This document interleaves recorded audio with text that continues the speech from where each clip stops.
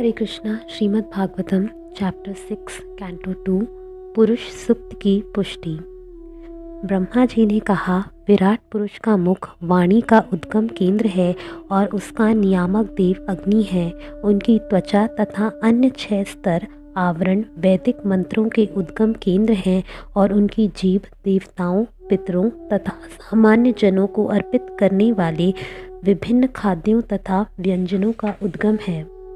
उनके दोनों नथने हमारे श्वास के तथा अन्य सभी प्रकार की वायु के जनन केंद्र हैं। उनकी घ्राण शक्ति से अश्विनी कुमार तथा समस्त प्रकार की जड़ी बूटियाँ उत्पन्न होती हैं और उनकी श्वास शक्ति से विभिन्न प्रकार की सुगंधियाँ उत्पन्न होती हैं। उनके नेत्र सभी प्रकार के रूपों के उत्पत्ति केंद्र हैं। वे चमकते हैं तथा प्रकाशित करते हैं। उनकी पुतलियाँ नेत्र गोलक सूर्य तथा दैवी नक्षत्रों की भांति हैं। उनके कान सभी दिशाओं में सुनते हैं और समस्त वेदों को ग्रहण करने वाली हैं। उनकी श्रवणेंद्रियाँ आकाश तथा समस्त प्रकार की ध्वनियों की उद्गम है। उनके शरीर की ऊपरी सतह सभी वस्तुओं के सार एवं समस्त शुभ अवसरों की जन्म स्थली है। उनकी त्वचा गतिशील वायु की भांति सभी प्रकार के स्पर्श का उद्गम तथा समस्त प्रकार के यज्ञों को संपन्न करने का स्थान है। उनके शरीर के रोम रोम समस्त प्रकार की वनस्पति के कारण है, विशेष रूप से उन वृक्षों के जो यज्ञ की सामग्री अवयव के रूप में काम आते हैं। उनके सिर तथा मुख के बाल बादलों के आकार हैं और उनके नाखून बिजली पत्थरों तथा लौह अयस्कों के उद्गम स्थल हैं। भगवान की भुजाएं बड़े बड़े देवताओं तथा जन सामान्य की रक्षा करने वाले अन्य नायकों के उद्गम स्थल हैं। भगवान के अगले डग उधर्व अगो तथा स्वर्ग लोकों के एवं हमें जो भी चाहिए उसके आश्रय हैं। उनके चरण कमल सभी प्रकार के भय के लिए सुरक्षा का काम करते हैं। भगवान के जननांगों से जल वीर्य सृजन कर्ता अवयव वर्षा तथा प्रजापतियों का जन्म होता है। उनके जननांग उस आनंद के कारण स्वरूप है जिनसे जनन के कष्ट का प्रतिकार किया जा सकता है। हे नारद, भगवान के विराट रूप का गुदा द्वार मृत्यु के नियामक देव मित्र का लोक है और भगवान की बड़ी आंत का छोर ईर्ष्या दुर्भाग्य मृत्यु नरक आदि का स्थान माना जाता है। भगवान की पीठ समस्त प्रकार की उद्विग्नता तथा अज्ञात एवं अनैतिकता का स्थान है।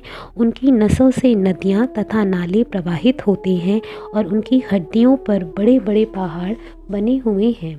भगवान का निराकार पहलू महासागरों का आश्रय स्थान है और उनका द्वार भौतिक दृष्टि से विनष्ट जीवों का आश्रय है। उनका हृदय जीवों के सूक्ष्म भौतिक शरीरों का आश्रय स्थान है। बुद्धिमान लोग इसे इस प्रकार से जानते हैं। तथापि उन महापुरुष की चेतना धार्मिक सिद्धांतों का मेरा तुम्हारा तथा चारों कुमारों सनातन सनत कुमार तथा सनंदन का निवास स्थान है। यही चेतना सत्य तथा दिव्य ज्ञान का निवास स्थान है। मुझसे ब्रह्मा से लेकर तुम तथा भव शिव तक जितने भी बड़े बड़े ऋषि मुनि तुमसे पूर्व हुए हैं, वे देवतागण असुरगण नाग मनुष्य पक्षी पशु सरीसृप इत्यादि तथा समस्त ब्राह्मणों की सारी दृश्य अभिव्यक्तियाँ यथा ग्रह नक्षत्र पुच्छल तारे सितारे विद्युत गर्जन तथा विभिन्न लोकों के निवासी यथा गंधर्व अप्सरा यक्ष राक्षस भूतगण उर्गव पशु पितृ सिद्ध विद्याधर चारण एवं अन्य विविध प्रकार के जीव, जिनमें पक्षी पशु तथा वृक्ष एवं अन्य जो कुछ हो सकता है, सभी सम्मिलित हैं। वे सभी भूत वर्तमान तथा भविष्य सभी कालों में भगवान के विराट रूप द्वारा आच्छादित हैं। यद्यपि वे इन सबों से परे रहते हैं और सदैव एक बलिष्ठ आकार के रूप में रहते हैं।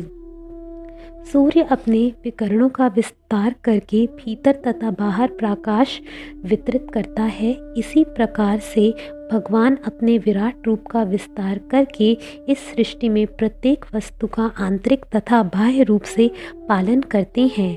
पूर्ण पुरुषोत्तम भगवान अमरता तथा निर्भयता के नियंत्रक हैं और वे भौतिक जगत की मृत्यु तथा सकाम कर्मों से परे हैं। हे नारद, हे ब्राह्मण, इसलिए परम पुरुष के यश का अनुमान लगा पाना कठिन है।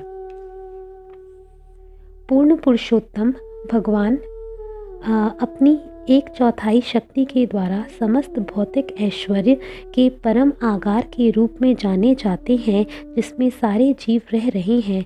भगवान का धाम जो 3 उच्चतर लोकों से तथा भौतिक आवरणों से परे स्थित है, उसमें अमरता, निर्भयता तथा जरा और व्याधि के चिंता मुक्ति का अस्तित्व रहता है। आध्यात्मिक जगत जो भगवान की 3/4 शक्ति से बना है, इस भौतिक जगत से परे स्थित है और यह उन लोगों के निमित्त है जिनका पुनर्जन्म नहीं होता। अन्य लोग जो गृहस्थ जीवन के प्रति आसक्त हैं और ब्रह्मचर्य व्रत का कठोरता से पालन नहीं करते, उन्हें 3 लोकों के अंतर्गत ही रहना होता है। सर्वव्यापी भगवान अपनी शक्तियों के कारण व्यापक अर्थों में नियंत्रण कार्यों के तथा भक्तिमय सेवा के स्वामी हैं। वे समस्त परिस्थितियों की वास्तविक विद्या तथा अविद्या दोनों के परम स्वामी हैं। भगवान के सारे ब्रह्मांड तथा समस्त भौतिक तत्वों, गुणों एवं इंद्रियों से युक्त विराट रूप उत्पन्न होते हैं, फिर भी वे ऐसे भौतिक प्राकट्यों से उसी तरह पृथक रहते हैं जिस तरह सूर्य अपनी किरणों तथा ताप से पृथक रहता है। जब मैं महापुरुष भगवान महाविष्णु के नाभि कमल पुष्प से उत्पन्न हुआ था, तो मेरे पास यज्ञ अनुष्ठानों के लिए उन महापुरुष के शारीरिक अंगों के अतिरिक्त अन्य कोई सामग्री न थी। यज्ञोत्सवों को संपन्न करने के लिए फूल, पत्ती, पशु जैसी यज्ञ सामग्रियों के साथ साथ यज्ञ वेदी तथा उपयुक्त समय की भी आवश्यकता होती है। यज्ञ की अन्य आवश्यकताएं हैं पात्र, अन्न, घी, शहद, सोना, मिट्टी, जल, ऋग्वेद, यजुर्वेद, सामवेद तथा यज्ञ संपन्न कराने वाले 4 पुरोहित। यज्ञ की अन्य आवश्यकताओं में देवताओं का विभिन्न नामों से विशिष्ट मंत्रों तथा दक्षिणा के व्रतों द्वारा आवाहन सम्मिलित है। ये आवाहन विशिष्ट प्रयोजनों से तथा विशिष्ट विधियों द्वारा विशेष शास्त्र के अनुसार होने चाहिए। इस प्रकार मुझे भगवान के शारीरिक अंगों से ही यज्ञ के लिए इन आवश्यक सामग्रियों की तथा साज सामान की व्यवस्था करनी पड़ी। देवताओं के नामों के आवाहन से चरम लक्ष्य विष्णु की क्रमशः प्राप्ति हुई और इस प्रकार प्रायश्चित तथा पूर्णाहुति पूरी हुई। इस प्रकार मैंने यज्ञ के भोक्ता परमेश्वर के शरीर के अंगों से यज्ञ के लिए सारी सामग्री तथा साज सामान उत्पन्न किए और भगवान को प्रसन्न करने के लिए मैंने यज्ञ संपन्न किया। हे पुत्र, तत्पश्चात तुम्हारे 9 भाइयों ने, जो प्रजापति हैं, व्यक्त तथा अव्यक्त दोनों प्रकार के पुरुषों को प्रसन्न करने के लिए समुचित अनुष्ठानों सहित यज्ञ संपन्न किया। तत्पश्चात मनुष्यों के पिता अर्थात मनुओं, महर्षियों, पितरों, विद्वान पंडितों, दैत्यों तथा मनुष्यों ने परमेश्वर को प्रसन्न करने के लिए निमित्त यज्ञ संपन्न किया। अतएव सारे ब्राह्मणों की भौतिक अभिव्यक्तियाँ उनकी शक्तिशाली भौतिक शक्तियों में स्थित हैं, जिन्हें वे स्वतः स्वीकार करते हैं, यद्यपि वे भौतिक गुणों से सदैव निर्लिप्त रहते हैं। उनकी इच्छा से मैं सृजन करता हूँ, शिवजी विनाश करते हैं और वे स्वयं अपने सनातन भगवान रूप में सबों का पालन करते हैं। वे इन तीनों शक्तियों के शक्तिमान नियामक हैं। प्रिय पुत्र, तुमने मुझसे जो कुछ पूछा था उसको मैंने इस तरह तुम्हें बतला दिया। तुम यह निश्चय जानो कि जो कुछ भी यहाँ है, चाहे वह कारण हो या कार्य, दोनों ही आध्यात्मिक और तथा भौतिक जगतों में वह पूर्ण पुरुषोत्तम भगवान पर आश्रित है। हे नारद, चूँकि मैंने पूर्ण पुरुषोत्तम भगवान हरि के चरण कमलों को अत्यंत कंठा के साथ पकड़ रखा है, अतएव मैं जो कुछ कहता हूँ वह कभी असत्य नहीं होता। ना तो मेरे मन की प्रगति कभी अवरुद्ध होती है, ना ही मेरी इंद्रियां कभी भी पदार्थ की क्षणिक आसक्ति से पतित होती हैं। यद्यपि मैं वैदिक ज्ञान की विषय शिष्य परंपरा में दक्ष महान ब्रह्मा के रूप में विख्यात हूँ, और यद्यपि मैंने सारी तपस्याएं की हैं, तथा यद्यपि मैं योग शक्ति एवं आत्म साक्षात्कार में पटु हूँ, और मुझे सादर प्रणाम करने वाले जीवों के महान प्रजापति मुझे उसी रूप में मानते हैं, तो भी मैं उन भगवान को नहीं समझ सकता जो मेरे जन्म के मूल उद्गम हैं। अतएव मेरे लिए श्रेयस्कर होगा कि मैं उनके चरणों में आत्मसमर्पण कर दूं, क्योंकि केवल वे ही मनुष्य को जन्म मृत्यु के चक्र से उबार सकते हैं।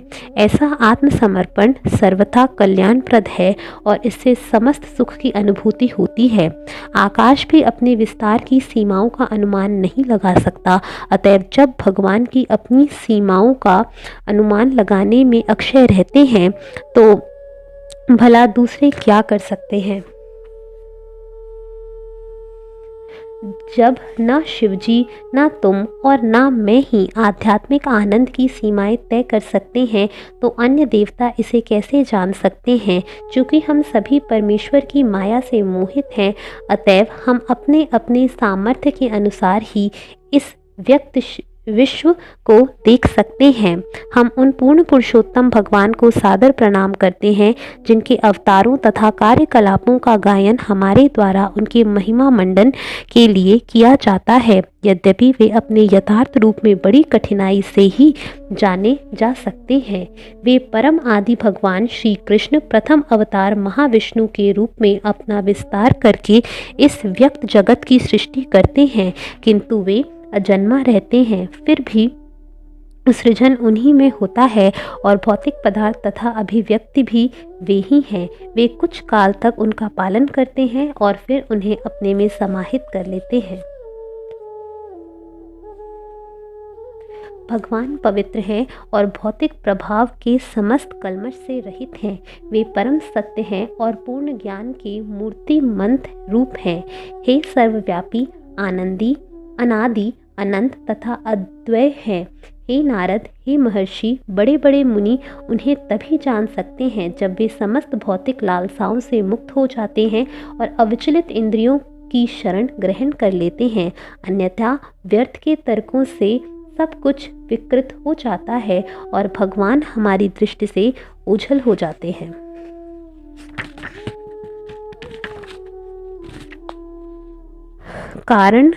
कारणोदक शाही विष्णु ही परमेश्वर के प्रथम अवतार हैं। वे सनातन काल, आकाश, कार्य कारण, मन, तत्वों, भौतिक अहंकार, प्रकृति के गुणों, इंद्रियों, भगवान के विराट रूप, गर्भोदक शाही विष्णु तथा समस्त चर एवं अचर जीवों के स्वामी हैं।